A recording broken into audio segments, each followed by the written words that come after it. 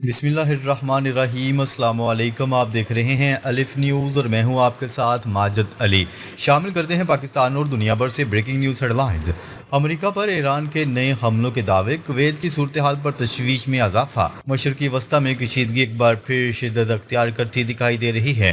مختلف رپورٹس میں دعویٰ کیا جا رہا ہے کہ ایران نے کویت میں امریکی تنصیبات کو نشانہ بنایا ہے۔ بتایا جا رہا ہے کہ ڈرون حملوں میں فوجی ہینگرز، سیٹلائٹ کمیونیکیشن سسٹم اور دیگر اہم مقامات کو نقصان پہنچا ہے، تاہم ان دعووں کی آزاد ذرائع سے تصدیق نہیں ہو سکی۔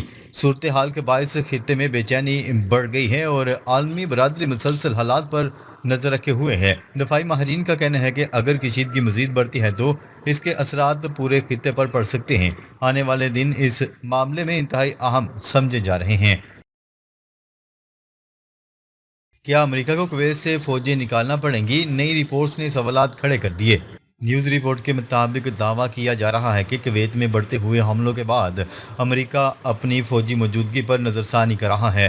اطلاعات کے مطابق امریکی فوجی اڈوں اور اہم تنصیبات کو خطرات لاحق ہیں، جس کے باعث سیکیورٹی اقدامات مزید سخت کیے جا رہے ہیں، تاہم امریکی حکام کی جانب سے ایسے کسی بڑے انخلا کی باضابطہ تصدیق سامنے نہیں آئی۔ دفاعی تجزیہ کاروں کا کہنا ہے کہ اگر حالات مزید خراب ہوتے ہیں تو خطے کی سیکیورٹی صورتحال بدل سکتی ہے۔ دنیا کی نظریں اب واشنگٹن کے آئندہ فیصلوں پر مرکوز ہیں۔ مصر پر ڈرون حملوں کا تنازع، ایران نے الزامات مسترد کر دیے۔ مصر میں ہونے والے ڈرون حملوں کے بعد ایک نیا تنازع سامنے آ گیا۔ ایران نے ان حملوں میں ملوث ہونے کے الزامات مسترد کرتے ہوئے دعویٰ کیا ہے کہ یہ کارروائی کسی اور فریق کی جانب سے کی گئی تاکہ خطے میں مزید کشیدگی پیدا ہو۔ دوسری جانب اس حوالے سے مختلف دعوے اور جوابی بیانات بھی سامنے آ رہے ہیں، تاہم ابھی تک کسی آزاد بین الاقوامی ادارے نے ان دعووں کی تصدیق نہیں کی۔ ماہرین کا کہنا ہے کہ اس قسم کے الزامات خطے میں حالات کو مزید پیچیدہ بنا سکتے ہیں۔ عالمی برادری تحمل اور سفارتی حل پر زور دے رہی ہے۔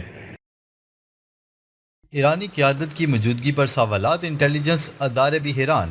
بعض رپورٹس میں دعویٰ کیا جا رہا ہے کہ ایرانی اعلیٰ قیادت کے مقام اور سرگرمیوں کے بارے میں واضح معلومات سامنے نہیں آ رہی۔ کہا جا رہا ہے کہ مختلف انٹیلیجنس ادارے بھی اس حوالے سے مکمل تصویر حاصل نہیں کر سکے، تاہم ان تمام دعووں کی آزاد ذرائع سے تصدیق موجود نہیں۔ تجزیہ کاروں کے مطابق جنگی حالات میں معلومات کا بہاؤ محدود ہونا ایک معمول کی بات ہے، جس سے افواہوں اور قیاس آرائیوں میں اضافہ ہو جاتا ہے۔ اسی وجہ سے ہر نئی خبر کو احتیاط سے دیکھنے کی ضرورت ہے۔ حالات بدستور غیر یقینی ہیں اور مزید سرکاری بیانات کا انتظار کیا جا رہا ہے۔ مشرق وسطی میں کشیدگی برقرار، مذاکرات یا مزید تصادم؟ تازہ ترین صورتحال کے مطابق خطے میں جنگ اور سفارتکاری دونوں امکانات زیر بحث ہیں۔ بعض رپورٹس کے مطابق امریکہ اور ایران کے درمیان مستقبل میں مذاکرات کی گنجائش موجود ہے، تاہم دونوں جانب سے سخت موقف بھی سامنے آ رہے ہیں۔ دفاعی ماہرین کا کہنا ہے کہ اگر کشیدگی کم نہ ہوئی تو اس کے اثرات تیل کی منڈی، عالمی تجارت اور علاقائی سلامتی پر پڑ سکتے ہیں۔ عالمی طاقتیں حالات کو قابو میں رکھنے کی کوشش کر رہی ہیں، جبکہ دنیا بھر کی نظریں آئندہ آنے والی پیش رفت پر جمی ہوئی ہیں۔ پاسداران انقلاب کا امریکی نگرانی میں ابن ہرمز عبور کرنے والے جہازوں کو نشانہ بنانے کا دعویٰ۔ ایران کی اسلامی پاسداران انقلاب نے دعویٰ کیا ہے کہ اس نے ابن ہرمز سے گزرنے کی کوشش کرنے والے 2 آئل ٹینکروں کو نشانہ بنایا ہے، جو ایرانی حکام کے مطابق امریکی فوج کی فضائی نگرانی میں متبادل بحری راستہ استعمال کر رہے تھے۔ پاسداران انقلاب کی جانب سے جاری بیان میں کہا گیا ہے کہ دونوں آئل ٹینکروں نے ابن ہرمز عبور کرنے کے لیے ایران کی جانب سے مقرر کردہ بحری راستے کے بجائے ایک غیر اعلانیہ راستہ اختیار کیا، جسے امریکہ کی حمایت یافتہ متبادل گزرگاہ قرار دیا گیا ہے۔ بیان کے مطابق ایرانی فورسز کی کارروائی کے بعد دونوں آئل ٹینکروں کو روک دیا گیا، جبکہ مزید 4 آئل ٹینکروں نے اپنا سفر جاری رکھنے کے بجائے راستہ تبدیل کرتے ہوئے واپس لوٹنے کا فیصلہ کیا۔ ترکی کے جدید ترین جنگی طیارے نے اڑان سے پہلے بڑا مرحلہ عبور کر لیا۔ ترکی کے مقامی طور پر تیار کردہ جدید لڑاکا طیارے کان نے اپنی تیاری کے سفر میں ایک اور اہم مرحلہ مکمل کر لیا۔ نئے پروٹوٹائپ کان 1 نے کامیابی کے ساتھ پری فلائٹ ٹیکسی ٹیسٹ مکمل کر لیے۔ ترک انجینئرز کے مطابق کان 1 اس وقت زمینی آزمائشوں کے مرحلے میں ہے، جبکہ اس سے قبل کان 0 2 کامیاب پروازیں کر چکا ہے۔ نئے پروٹوٹائپ کی رن وے پر نقل و حرکت اور دیگر اہم ٹیسٹ کامیابی سے مکمل کیے گئے۔ ترکی کا کہنا ہے کہ قومی ڈیزائن اور مقامی تیاری سے بننے والے کان مستقبل میں فضائی دفاعی صلاحیتوں میں نمایاں اضافہ کرے گا۔ حماس کو غیر مسلح کرنے کا منصوبہ امن کی جانب اہم پیش رفت ہے: کایا کالس۔ سماجی رابطے کی ویب سائٹ ایکس پر اپنے بیان میں کایا کالس نے کہا ہے کہ اگر غزہ میں حماس کو غیر مسلح کرنے کا منصوبہ مکمل طور پر نافذ ہو جاتا ہے تو یہ امن کے لیے ایک اہم سنگ میل ثابت ہوگا۔ انہوں نے امریکی ثالثی میں ہونے والے معاہدے کا خیر مقدم کرتے ہوئے کہا کہ مصر، قطر، ترکیہ اور دیگر ممالک کی سفارتی کاوشیں مثبت نتائج دے سکتی ہیں۔ کایا کالس کا کہنا تھا کہ اس عمل کی کامیابی کا انحصار تمام فریقین کے مکمل عزم اور معاہدے پر عمل درآمد سے وابستہ ہے۔ انہوں نے مزید کہا ہے کہ حماس کی آمادگی کے بعد اسرائیل کو بھی غزہ سے انخلا کرنا ہوگا۔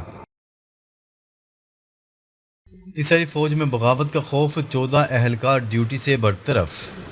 اسرائیلی فوج نے بغاوت کے خدشے کے پیش نظر 14 اہلکاروں کو جنگی ڈیوٹی سے برطرف کر دیا اور سزا دیتے ہوئے 1 مہینے کے لیے فوجی جیل بھیج دیا گیا۔ الجزیرہ کی رپورٹ کے مطابق اسرائیلی فوج نے کہا ہے کہ گواتی بریگیڈ کے ٹزاپر بٹالین کو سزا دی گئی ہے اور انہیں 30 روز کے لیے فوجی جیل بھیج دیا گیا، جو جمعرات کو جنوبی اسرائیل میں سدی تیمان فوجی بیس پر احتجاجی طور پر بغیر اجازت ڈیوٹی چھوڑنے کے واقعے میں شامل تھے۔ اسرائیلی فوج کی جانب سے بتایا گیا ہے کہ گواتی بریگیڈ کے کمانڈر نے ان فوجیوں کو جنگی ڈیوٹی سے مستقل طور پر برطرف کر دیا ہے۔ رپورٹ کے مطابق اسرائیل کے درجنوں فوجیوں نے نظم و ضبط بحال کرنے کی کوشش کرنے والے ایک سینئر کمانڈر کے ساتھ تنازعہ پر اپنے ہتھیار چھوڑ کر فوجی بیس سے واک آؤٹ کیا تھا۔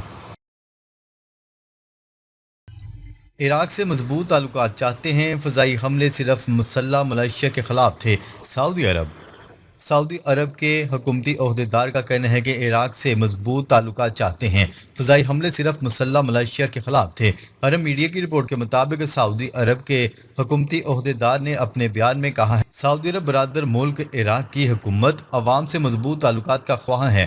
گزشتہ دنوں میں فضائی حملے عراقی عوام یا سرکار کے خلاف نہیں تھے۔ سعودی عہدیدار کا کہنا تھا کہ فضائی حملے کے ذریعے مسلح ملیشیا گروپوں کی صلاحیتوں کو نشانہ بنایا گیا۔ عراق میں سرگرم مسلح ملیشیا گروپوں سے سعودی عرب کی سلامتی کو خطرہ تھا۔ ملیشیا گروپوں نے سعودی عرب کے اہم شہری اور اقتصادی ڈھانچے کو نقصان پہنچایا۔ عہدیدار کا کہنا تھا کہ فضائی حملے ملیشیا گروپوں کے عسکری گوداموں تک محدود تھے۔ مسلح ملیشیا گوداموں سے سعودی عرب کے اہم مقامات اور پیٹرولیم تنصیبات کو نشانہ بنا رہے تھے۔ سعودی عرب کا رد عمل کئی مہینوں سے انتہائی تحمل کا مظاہرہ کرنے کے بعد سامنے آیا۔ سعودی عرب کو امریکہ اور اسرائیل کے جال میں نہیں پھنسنا چاہیے، حزب اللہ نے 2 ٹوک پیغام جاری کر دیا۔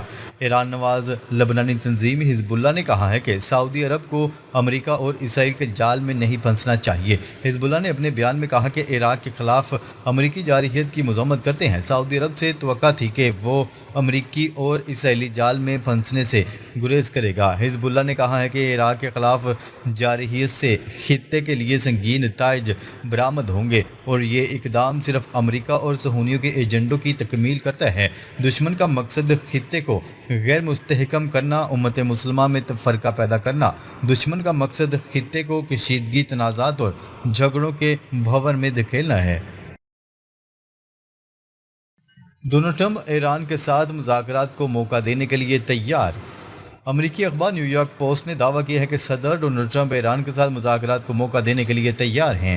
نیو یارک پوسٹ کے مطابق صدر ڈونلڈ ٹرمپ چاہتے ہیں کہ ایران فوری طور پر جنگ بندی میں معاہدے پر عمل درآمد کرے۔ صدر ڈونلڈ ٹرمپ ایران کے ساتھ معاہدے پر عمل درآمد چاہتے ہیں۔ صدر ڈونلڈ ٹرمپ کا موقف ہے کہ ایرانی حملے جاری رہے تو نتائج بھگتنا ہوں گے۔ روس چاہتا ہے مشرق وسطی تنازعات جاری رہے تاکہ یوکرین کو امریکی تعاون محدود ہو۔ زیلنسکی نے بڑا بیان جاری کر دیا۔ یوکرین کے صدر ولادیمیر زیلنسکی نے دعویٰ کیا ہے کہ روس چاہتا ہے کہ مشرق وسطی میں تنازعات جاری رہے تاکہ یوکرین کے لیے امریکی تعاون محدود ہو، جبکہ دعویٰ کیا کہ جنگ میں اب تک 15 لاکھ روسی فوجی ہلاک ہو چکے ہیں۔